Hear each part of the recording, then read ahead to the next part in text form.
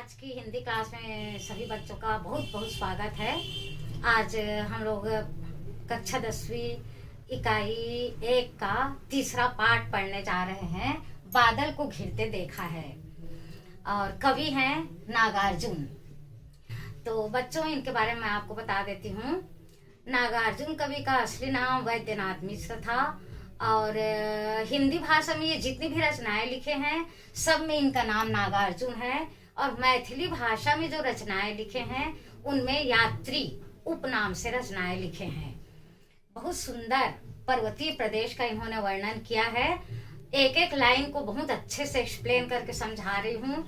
व्याख्या समझने में कोई परेशानी नहीं होगी। आप लोग को ध्यान से एक एक पंक्तियों को देखिएगा। आपको अपने मन से कुछ नहीं करना है।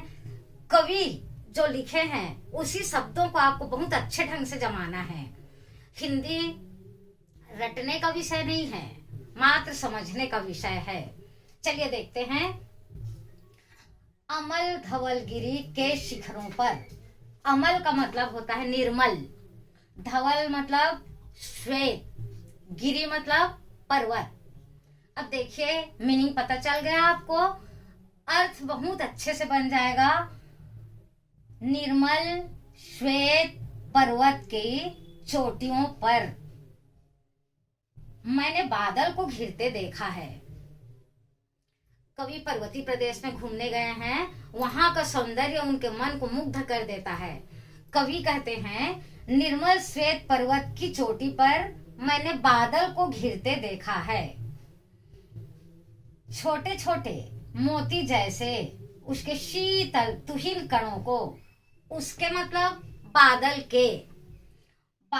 के छोटे छोटे मोती जैसे शीतल ओस की बूंदों को।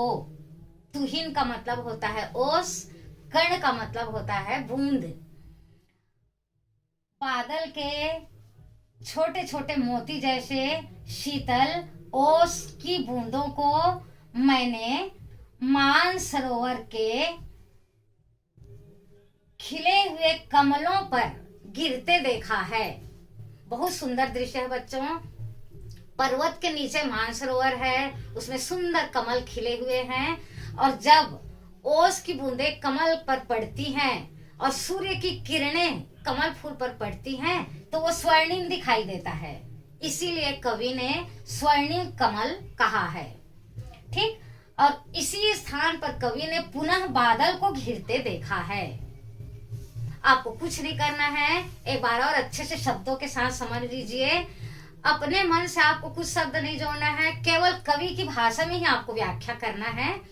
देखिए एक बार, कवि कहते हैं, मैंने निर्मल श्वेत पर्वत की चोटी पर बादल को घिरते देखा है।